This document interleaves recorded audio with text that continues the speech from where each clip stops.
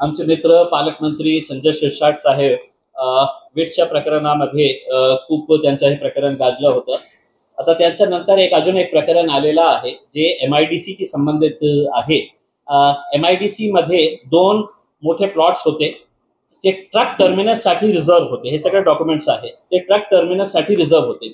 पण संजय शिरसाट साहेबांच्या मुलांना तिथे एक अल्कोहोलची काही केमिकल फॅक्टरी, दारूच्या साठी लागणारी काही केमिकल फॅक्टरी त्यांना सुरू करायची होती. मग MIDC ने काय केलं, ते एक जे प्लॉट ट्रक टर्मिनस साठी रिझर्व होतं ते प्लॉट त्यांनी डी रिझर्व केलं आणि ते प्लॉट संजय शिरसाट साहेबांच्या मुलांना देण्यात आला. आता त्यांनी एक कंपनी एस्टॅब्लिश केली कॅमिओ डिस्टिलरीज नावाची. त्या कॅमिओ डिस्टिलरीज मध्ये 3 पार्टनर्स होते. एक संजय शिरसाटचा मुलगा होता सिद्धांत, त्यांची बायको होती विजया संजय शिरसाट, आणि तिसरे होते एक अमीन बिल्डर, भावेन अमीन नावाचे. ते सगळे डॉक्युमेंट्स त्यांनी दिलं, लँड एक्वायर करून घेतलं आणि लँड मिळाल्यानंतरच इमिजिएट भावेन अमीन त्या कंपनीतून बाहेर पडलं.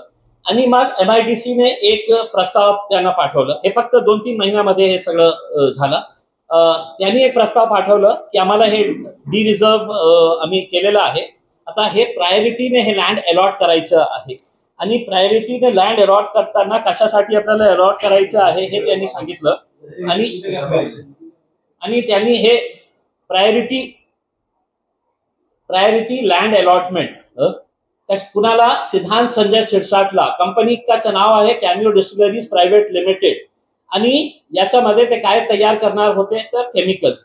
लँड किती पाहिजे, जितकं लँड डी रिझर्व करण्यात आलं होतं एक्झॅक्टली तितकंच 21,275 स्क्वेअर मीटर डी रिझर्व केली होती आणि इतकंच लँड त्यांना पाहिजे होतं. तर ते लँड त्यांना अलॉट झाली.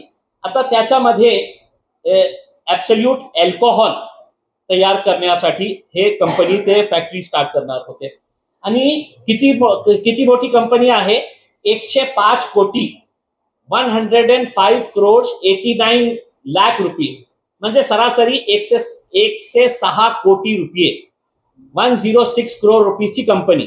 आता हे कंपनी एस्टॅब्लिश करण्यासाठी तुम्हाला स्वतःचा कॉन्ट्रीब्युशन करावं लागतं, जे तुम्ही ऍप्लिकेशन मध्ये दिलेले आहे. आणि ऍप्लिकेशन मध्ये म्हटलेले आहे की 26 कोटी 26 crore 47 लाख रुपीज मी माझ्या स्वतःचा कॉन्ट्रीब्युशन करणार आहे. सेल्फ कॉन्ट्रीब्युशन माझ्या खिशातून मी 26 कोटी 47 लाख रुपीज देणार आहे आणि बँकेतून कर्ज घेणार आहे 79 crore 42 लाख रुपीज आम्ही बँकेतून कर्ज घेणार आहे. माझा प्रश्न हे आहे की हे जे 26.5 कोटी रुपये तुम्ही सेल्फ करणार होते तर कुठून घेणार होते, कोण तुम्हाला पैसे देणार होते, आणि बँकेतून तुम्ही घेणार होते ते वेगळी गोष्ट आहे. तर हे फायनान्स कुठून आणणार होते.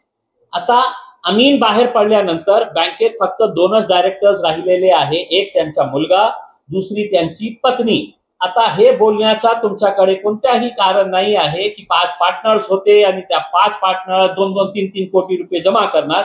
हे 2 डायरेक्टर्स मिळून 26 कोटी रुपये कुठून आणणार होते. त्यांची बायकोची नेट इन्कम मागच्या रिपोर्ट प्रमाणे एफिडेव्हिट जे तुम्ही दिलेले आहे ते वर्षात 25 लाखाची आहे.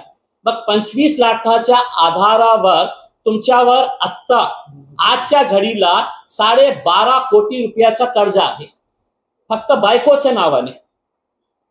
मग हे पैसे कुठून आणणार होते. MIDC ने आम्हाला हे सांगावं की मागच्या 2-3 वर्षामध्ये अनेक लोक तुमच्याकडे आले होते की आम्हाला जागा द्या. तुम्ही त्यांना स्पष्टपणे सांगितलं होते की 1 इंचची जागा आम्हाला क्षेत्रामध्ये नाही आहे. मग हे जागा मंत्रीसाठी कशा प्रकारे, कोणत्या आधारावर हे रिलीज करण्यात आली आहे, याच्यामध्ये उद्योग मंत्री सामील आहे, याच्यामध्ये पालकमंत्री सामील आहे, MIDC चे सगळे अधिकारी याच्यामध्ये सामील आहे. आणि माझी अपेक्षा जे देवेंद्र फडणवीस साहेब जो स्वतःला हे म्हणतात की मी भ्रष्टाचार मुक्त महाराष्ट्र, हे केस त्यांनी CBI कडे द्यावा किंवा एन्फोर्समेंट डायरेक्टोरेट कडे द्यावा. आणि दूध का दूध पानी का पानी हो जाएगा उसमें कि इम्तियाज जलील गलत है या ये डॉक्यूमेंट्स गलत है.